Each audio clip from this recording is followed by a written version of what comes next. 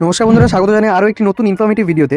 আজকের ভিডিওতে আমি আলোচনা করব কিভাবে আপনারা আপনাদের যুবসাথীর ফর্মটা সঠিকভাবে একদম পূরণ করতে পারেন। স্টেপ বাই স্টেপ পুরো আমি প্রসেসটা দেখাবো এবং তার সাথে বলে দেবো আমি কোথা থেকে এই ফর্মটা ডাউনলোড করবেন, কিভাবে আপনারা এই ফর্মটা কোথায় জমা দেবেন, সমস্তটাই এই ভিডিওতে সম্পূর্ণ তথ্য আমি আলোচনা করব। সুতরাং ভিডিওটি একদম শেষ পর্যন্ত দেখবেন, কোনো তথ্য মিস করবেন না। তার আগে বলে রাখি, যারা জানেন না যে এই যুবসাথী প্রকল্পটা কী, তাদেরকে একটা সংক্ষেপে আমি বলে রাখি যে যুবসাথী প্রকল্প হচ্ছে কি 2026 সালে পশ্চিমবঙ্গ সরকারের নতুন একটি প্রকল্প, যে প্রকল্পে শিক্ষিত বেকার যুবক যুবতীরা পাবেন আর্থিক সহায়তা। সরকারের পক্ষ থেকে মাসিক 1,500 টাকা করে প্রতি মাসে হচ্ছে কি আপনার ব্যাঙ্ক অ্যাকাউন্টে আসবে, যেটা লাগু হবে 1 এপ্রিল থেকে। সুতরাং প্রত্যেকে এই ফর্মটা ফিল আপ করে নেবেন যারা এই আর্থিক সহায়তা উপভোগ করতে চান। সুতরাং ভিডিওটি চলুন শুরু করা যাক এবং স্টেপ বাই স্টেপ প্রথমে আমি দেখিয়ে দিচ্ছি কীভাবে ফর্মটা আপনারা ফিল আপ করবেন। বন্ধুরা দেখে নিন, প্রথমে ফর্মটা ঠিক এরকমই আপনারা পাবেন। সেখানটা হচ্ছে কি প্রথমে একটা হচ্ছে কি নোটিফিকেশান আছে বা নোটিশ আছে, সেটা ভালো করে বুঝে নিন যে ইংরাজি বড় হাতের অক্ষরে সম্পূর্ণ ফর্মটা কিন্তু ফিল আপ করতে হবে। এটা প্রথম ক্রাইটেরিয়া, যে পুরো ফর্মটা কিন্তু ফিল আপ করতে হবে সম্পূর্ণ ক্যাপিটাল লেটারে। তারপরে এখানটা হচ্ছে কি আপনি দেখতে পাচ্ছেন রাইট সাইডে কালার পাসপোর্ট সাইজ ফটো লাগবে, যেটা এখানটা দিতে হবে এবং তার সঙ্গে সঙ্গে কী করতে হবে, এই ছবিটার ওপরে সিগনেচার করতে হবে হাফ, এবং হাফ সিগনেচার কিন্তু আপনার যেন ফর্মে থাকে। অতএব পুরো ছবিটার মধ্যে আপনার কমপ্লিট সিগনেচারটা হতে হবে, ছবিটার থেকে যেন ফর্মেও যায় পুরো সিগনেচারটা আপনার। তারপর এখানটায় দেখতে পাচ্ছেন এখানে লেখা আছে দুয়ারে সরকার রেজিস্ট্রেশন নাম্বার। বন্ধুরা এই যে দুয়ারে সরকার রেজিস্ট্রেশন নাম্বার, এইটা কোথা থেকে পাবেন? এটা আপনার যখন আপনার এলাকায় আপনার বিধানসভায় যখন দুয়ারে সরকার ক্যাম্প হবে এবং যে মুহূর্তে আপনি ফর্মটা ফিল আপ করতে যাবেন, ঠিক ওইখান থেকে আপনি দুয়ারে সরকার রেজিস্ট্রেশন নাম্বারটা কিন্তু আপনি পেতে পারেন। তারপরে ওনারাই ওই ফর্মটা দেওয়ার পরে তারপরে এইখানে আপনাকে সেই নাম্বারটা দিতে হবে। তারপরে আপনাকে যেটা দিতে হবে সেটা হলো আপনার যে আধার কার্ডের নাম্বারটা রয়েছে 12 ডিজিটের, সেইটা কিন্তু আপনাকে এখানটায় পুট করতে হবে। ঠিক আছে, বক্স দেওয়াই আছে সমস্তটাই, তো আপনাকে সেই বুঝে বুঝে কিন্তু এখানটায় দিতে হবে। তারপরে এখানটা দেখুন লেখা আছে বেনিফিশিয়ারি নেম, অর্থাৎ কি যে এই উপভোক্তা আসলে তার হচ্ছে কি নামটা দিতে হবে, এবং সেই নামটা কিভাবে দেবেন এটা কিন্তু খুব ভালো করে খেয়াল রাখবেন। হতে পারে যে আপনার এখন বর্তমানে আপনি একরকম বানান লেখেন, কিন্তু মাধ্যমিকের সময় আপনার হচ্ছে কি বানানটা একটুখানি ডিফারেন্ট ছিল, তো সেক্ষেত্রে কিন্তু আপনাদেরকে এখনকার তথ্যটা কিন্তু দিলে হবে না। আপনাকে কি করতে হবে, মাধ্যমিকের সময়ের যে তথ্যটা বা যে নামের অ্যাকচুয়াল যে স্পেলিংটা ছিল সেটাই কিন্তু ইংরাজিতে পুরোটা এখানটায় দিতে হবে এই বক্সের মধ্যে। ওকে, তাহলে ক্লিয়ার হলো বেনিফিশিয়ারি নামের জায়গায় তাহলে কি করবেন, মাধ্যমিকের অ্যাডমিট কার্ডে বা মাধ্যমিকের মার্কশিটে আপনার যে নাম্বারটা রয়েছে বা রেজিস্ট্রেশনে যে আপনার নামটা রয়েছে এক্স্যাক্টলি সেই নামটা এখানে পুট করতে হবে। তারপরে আমরা এখানে লেখা আছে দেখুন mobile number linked with bank account, অর্থাৎ কি আপনার ব্যাংকের অ্যাকাউন্টে যে অ্যাকাউন্টটা আপনি এই প্রকল্পের হচ্ছে কি টাকা পাওয়ার জন্য যে ব্যাংকের অ্যাকাউন্ট ডিটেলসটা দিতে চলেছেন, সেইটা কিন্তু আপনাকে তার সঙ্গে যেন আপনার যে বর্তমান যে মোবাইল অ্যাক্টিভ মোবাইল নাম্বার সেটা যেন অ্যাক্টিভ থাকে। ঠিক আছে, সেই মোবাইল নাম্বারটা কিন্তু এখানটায় পুট করতে হবে আপনাকে। তারপরে দেখুন ইমেল আইডি, ইফ এনি, যদি আপনার কোনো ইমেল আইডি থাকে তাহলে কিন্তু আপনি নিঃসন্দেহে এখানটায় দিতে পারেন ইমেল আইডির জায়গা। ওকে, তারপরে দেখুন এখানে জেন্ডার, ঠিক আছে, মেল ফিমেল আদার্স, তো আপনার যেটা আপনি সেটা কিন্তু দিতে পারেন, মেল ফিমেল আদার্স যেটা আপনার সেটা কিন্তু আপনি দিতে পারবেন। তারপরে এখানে দেখা আছে দেখুন ডেট অফ বার্থ, অর্থাৎ আপনার জন্ম তারিখ। ঠিক আছে, তো জন্ম তারিখের সিকোয়েন্সটা বুঝতেই পারছেন, প্রথমে তারিখ হবে, তারপরে মাস, তারপরে বছর। তারপর এখানে দেখুন একটা ডেট দেওয়া আছে স্পেসিফিকলি, যে এজ অ্যাজ অন 1/04/2026, অর্থাৎ আপনাকে এই নির্দিষ্ট তারিখের মধ্যে আপনার বয়সটা কত এক্স্যাক্টলি সেইটা এখানটায় লিখতে হবে ক্যালকুলেট করে। ওকে, তারপর এখানটা আপনার বাবার নাম দেবেন, তারপরে এখানটা আপনার মায়ের নাম। যদি আপনি বিবাহিত হন, আপনার স্বামী বা স্ত্রী থেকে থাকে, তাহলে কিন্তু এখানটা আপনার স্বামী বা স্ত্রীর নাম এখানটা দিতে হবে আপনাকে। আচ্ছা, তারপর এখানে দেখতে পাচ্ছি আমরা যে কোন সোশ্যাল ক্যাটাগরি থেকে আপনারা বিলং করেন সেটা কিন্তু এখানটায় চেয়েছে জানতে। ঠিক আছে, যে এসসি তপশিলি উপজাতি না অন্যান্য অনগ্রসর শ্রেণী। ঠিক আছে, এসটি ওবিসি কোনটা, ঠিক আছে, ইফ নট জেনারেল, যদি জেনারেল না হন তাহলে কোনটা সেটা হচ্ছে কি আপনাকে দিতে হবে। আর যদি আপনি জেনারেল কাস্ট হয়ে থাকেন তাহলে এটা আলাদা করে ফিল আপ করার কোনো দরকার নেই। ওকে, তারপর এখানে দেখুন ম্যারিটাল স্ট্যাটাসে এখানটা দিতে হবে আপনি কি আনম্যারিড, না হচ্ছে কি বিধবা বা বিপত্নিক, বা ম্যারিড না সেপারেটেড, কোনটা সেটা হচ্ছে কি আপনাকে স্পেসিফিক করে এখানটা দিতে হবে।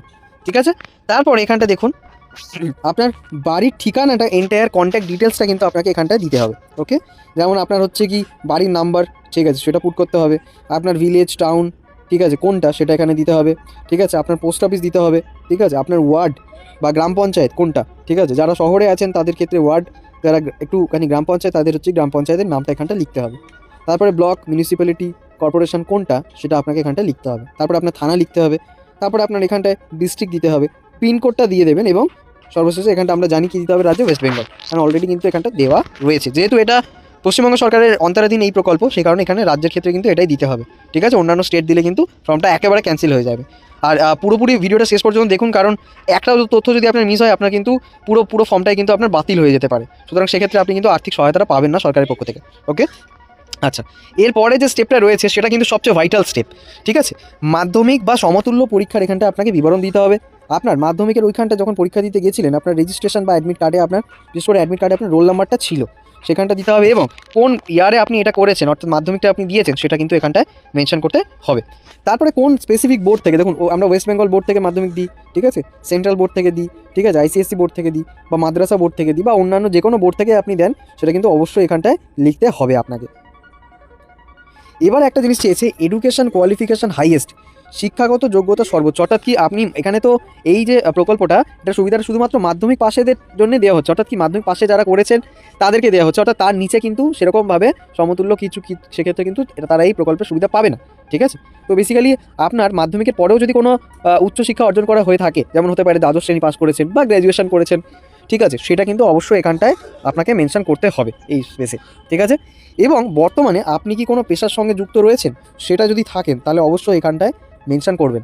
ঠিক আছে, এই ফর্মটা কিন্তু শুধুমাত্র ফিল আপ করবে যাদের হচ্ছে কি বেকার, যাদের হচ্ছে কি যারা মাধ্যমিক বা উচ্চ মাধ্যমিক পাস করেছে এবং যারা চাকরি পাচ্ছে না এবং চাকরির প্রস্তুতি নিচ্ছে, চাকরির জন্য ফর্ম ফিল আপ করছে, চাকরির জন্য ইন্টারভিউ দিতে যাচ্ছে, এক্সাম দিতে যাচ্ছে, তো তাদের হেল্প করার জন্য গভর্নমেন্ট কিন্তু এই প্রকল্পটা চালু করেছে। এটা একদমই নয় যে চাকরির বিকল্প, তাদের হেল্প করার জন্য, যাতে করে তাদের ওই ফর্ম ফিল আপে তাদের ট্রাভেল অ্যালাউন্স যাতে সরকার সেটা সাহায্য করতে পারে, সেক্ষেত্রে কিন্তু ওটা দেওয়া হয়েছে। এবার আপনি যদি বর্তমানে কোনো পেশার সঙ্গে যুক্ত থাকেন, তাহলে কিন্তু আপনাকে এখানটা মেনশন করতে হবে। ঠিক আছে, নচেত কিন্তু ভেরিফিকেশন হবে অবশ্যই।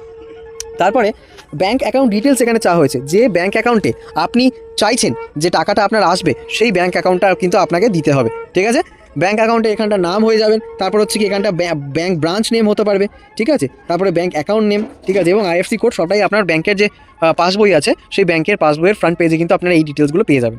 এবারে বলেছে weather financial assistant received from government except any state provident financial assistant for educational benefits of scholarship, অর্থাৎ কি অন্য কোনো সরকারি সাহায্য পান কিনা রাজ্য সরকারের প্রদত্ত শিক্ষাগত সুযোগ সুবিধা বা বৃত্তি ছাড়া, যদি আপনি অন্য কোনো প্রকল্পের অধীন থেকে যদি আপনার কাছে টাকা পান, তাহলে কিন্তু সেক্ষেত্রে কিন্তু আপনার এলিজেবল নয়।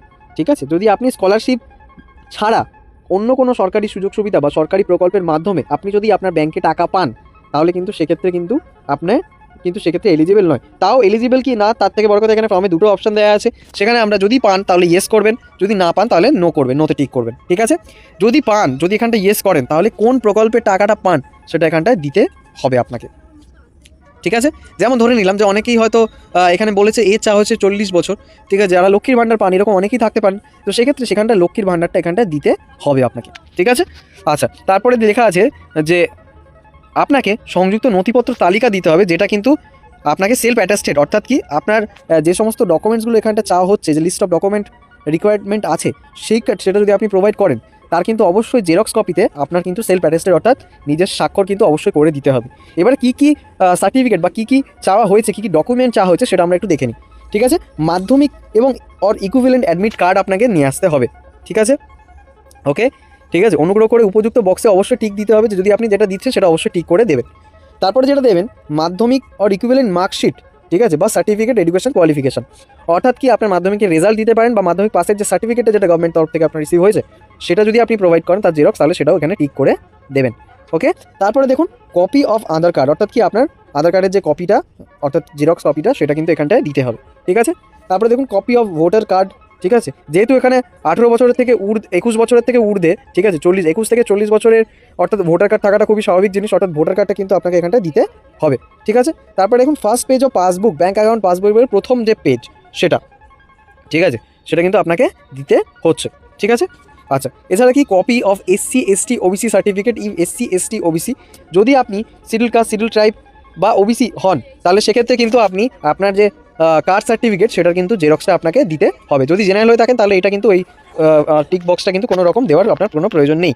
তারপরে যেটা আছে সেটা হলো সেলফ ডিক্লারেশন, অর্থাৎ কি আপনি যে এই প্রকল্প সম্পর্কে জানেন এবং আপনি যে তথ্যগুলো প্রোভাইড করছেন সেটা সম্পূর্ণ আপনারই, সেটা আপনাকে দিতে হবে। এখানে কি লেখা আছে দেখুন, ঠিক আছে, বলছে যে আমি আদবদ্ধি একজন বেকার এবং আমি পশ্চিমবঙ্গ সরকারের কোনো সামাজিক নিরাপত্তা প্রকল্প বা কোনো ভাতার আওতায় সাহায্য পাচ্ছি না, রাজ্য সরকার প্রদত্ত শিক্ষাগত সুবিধা বা বৃত্তি ছাড়া এই সময়ের মধ্যে আমি কোনো কর্মসংস্থান পাই, তবে আমি অবিলম্বে কর্তৃপক্ষকে জানাবো।